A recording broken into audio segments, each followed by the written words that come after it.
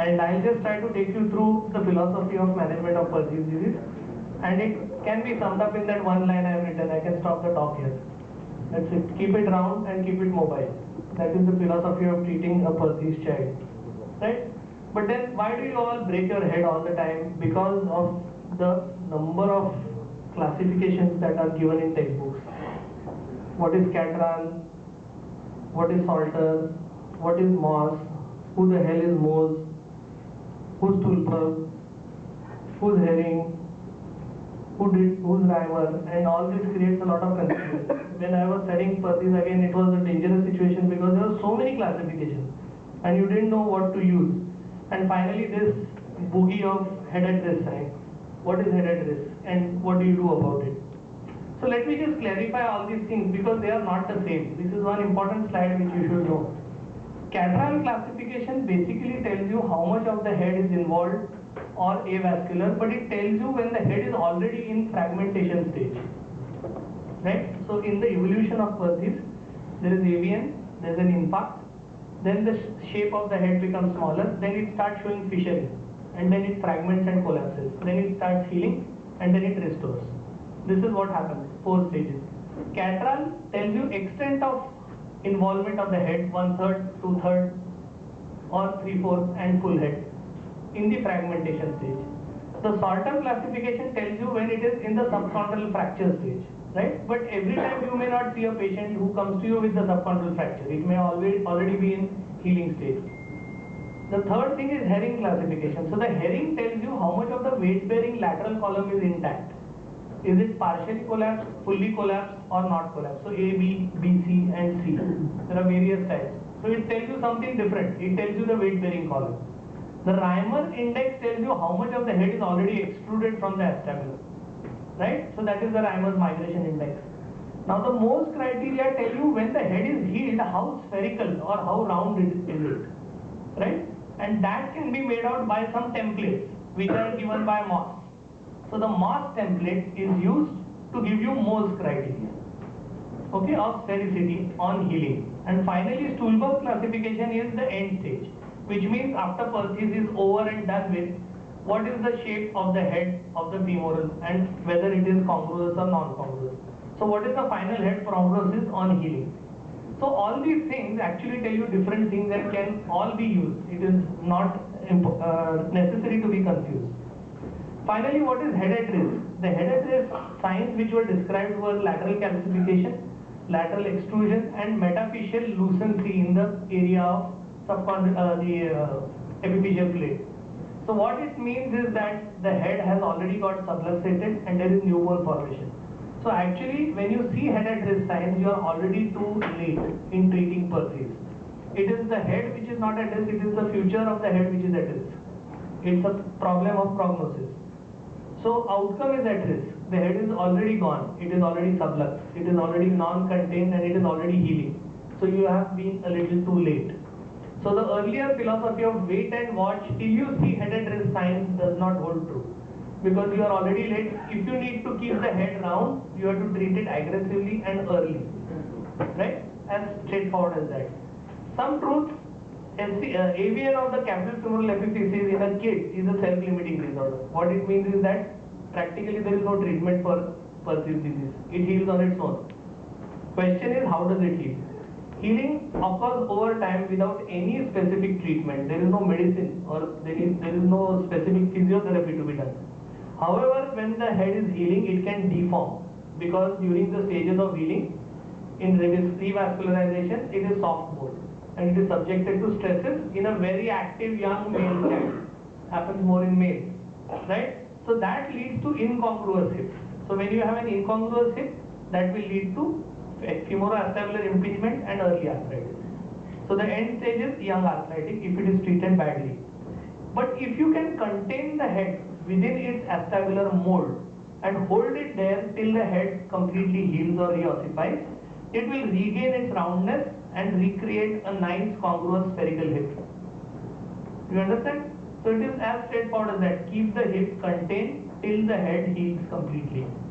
Okay? How much time does it take? About 2.5 years. Okay? So healing time is about 2.5 years. What causes deformation? Extrusion and impingement against the margin. Right? So if the head extrudes, which was your head at rest sign, it is already going to get deformed. So prevent it from extruding. Okay?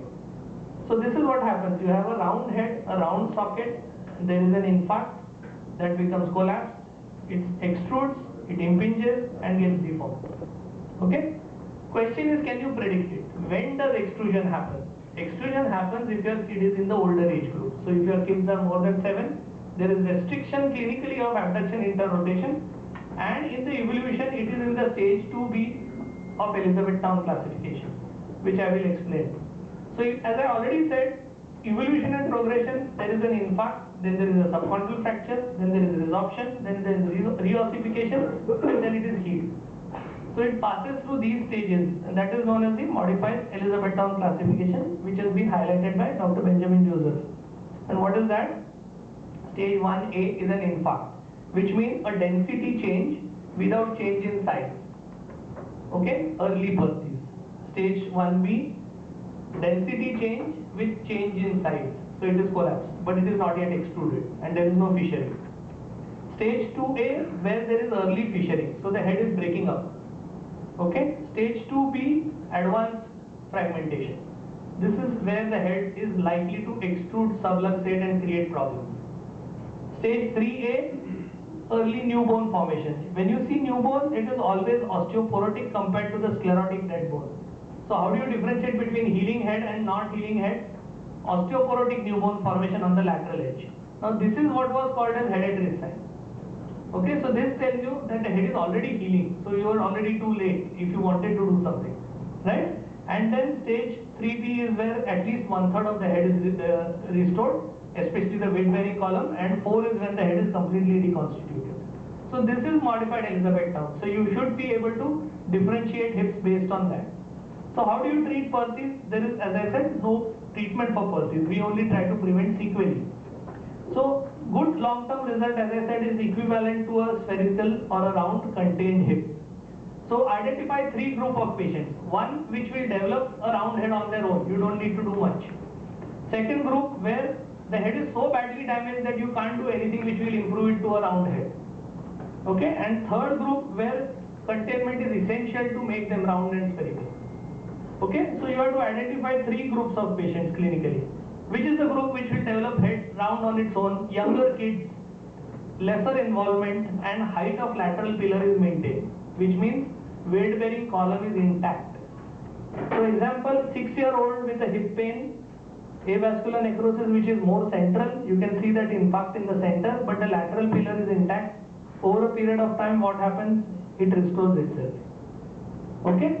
Group 2, where you can't do anything, adolescent Perthes, which behaves like adult avian, more than 11 or 12 years of age, or the head is already beyond stage of reossification, which means the head is large, extruded like this, and now a varus osteotomy or containment cannot help because the head is already changed shape and it is already too large for the acetabulum. So you will never get a spherical hip. The third important group is between 8 and 12, where the stage of fragmentation has not yet been reached or involvement exceeds 50% and lateral pillar has started collapsing. This, if you treat correctly, can go back to a nice round head. Left alone will progress to a bad head. Right? So that is what you need to understand. Example of a 9-year-old girl with hip pain, you can see how it went on in 52 weeks to an extremely large coxa magna with a dysplasia of the acetabulum. This is what should not happen. Okay? So the problems are the 7-year-olds and 9-year-olds with hip pain. So what is the treatment plan? Treatment plan depends on these variables which you should understand. A young child less than 7, if it extrudes, you will contain. Okay? An older child more than 7, even if it does not extrude, but if it is more than 50% involved and it is in the early stage of Perthes, you should contain it. Prerequisite, hip range of motion should be normal. So indications for containment, young child with extrusion or older child even without extrusion, early in the disease with large head involvement with a good range of motion. Okay? Prophylactic containment surgery to prevent head from going bad. When you don't contain, you will not contain if the child is younger and there is no extrusion, smaller involvement, or it is in the advanced stage where content makes no difference. So it is already gone to a stage of healing. Now doing containment is not going to change the final prognosis. If there is no extrusion and if the hip is stiff. So this hip is a contraindication for any kind of intervention or surgery. First you should get the range of motion back and then you do anything that you want to do. What does containment do? Prerequisites for surgery: a good range of motion, prove that the head is spherical, prove that it gets contained in abduction. So you should have good range of motion, especially abduction, internal rotation. You can confirm that with an arthrogram. An extruded or a subluxed hip in abduction, internal rotation, if it gets contained very well and there's good range of motion, adductor tenotomy and a varus derotation osteotomy will help. An MRI rarely is required. You don't need MRI to diagnose Perthes disease. It's a radiological diagnosis. Contraindications for VDRO: stiff hip, adolescent hip, surface impingement and chondrolysis. So these cases you will definitely not touch. How do you do the containment surgery? The commonest thing is varus derotation osteotomy. And what do you do actually here? You change the mechanical axis by abducting the proximal fragment to bring the extruded soft head under the acetabulum. That's biological plasticity. Why do you do surgery? Because non-surgical methods of containment which are available, like braces, are difficult to maintain for over 2 years period time. It is not possible to put a child into an abduction brace or a splint and hold on for 2 years till the head becomes reossified. So it's very difficult to do this. So what is rational is to do a surgery. So an example here is to do the varus derotation osteotomy. As I said, in the early stage with a larger head involvement in a younger child. Prerequisite I told you: choice of implant. There are 3 plates available. You can use the condyle plate, a bent DCP or a fork plate, or now you have osteotomy plates from AO. This is what is done: an open wedge varus osteotomy with a screw across the trochanter to stop trochanter from overgrowing. Okay, I'll just run through these because these are not relevant.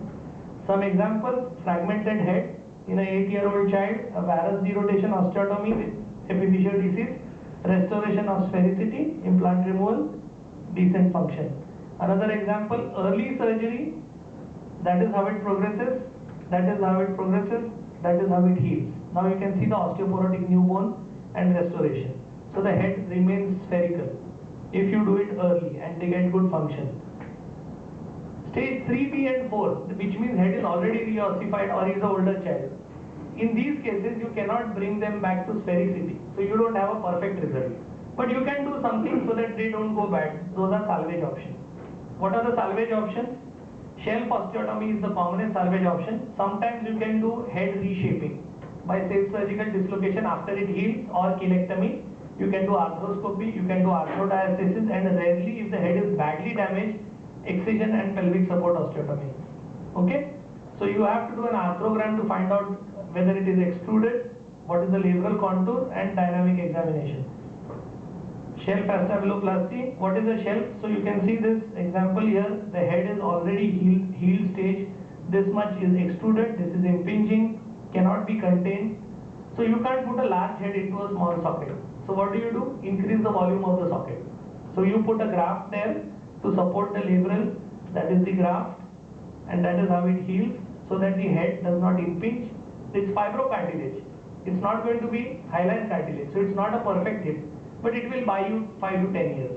So rather than leaving it, you do a salvage procedure, and that is his healing eventually, and that is his result. Another example: a 12-year-old, you can see the large head from ear to ear with subluxation. A VDRO at 12 in a girl won't work. So what we do is the extreme shelf, that is a PRE osteotomy. So you do a pelvic osteotomy, fixed here, and you can see the volume of the acetabulum has been increased, the head has healed, and the child has a decent function. Though this is not a perfect round hip, it will give her 10-20 years of good function. Later on may require a hip arthroplasty, right? So that's the follow-up of the same patient. Further examples where you can do a stylish shelf. An example of a large head, again, that's the shelf osteotomy, and you can cover this nicely so that it becomes more congruent. So to summarize, it's important to have an early diagnosis. It is important to contain definitively surgically early, operate before it goes to advanced fragmentation. VDRO gives you decent results, and late surgery is always for salvage. Thank you.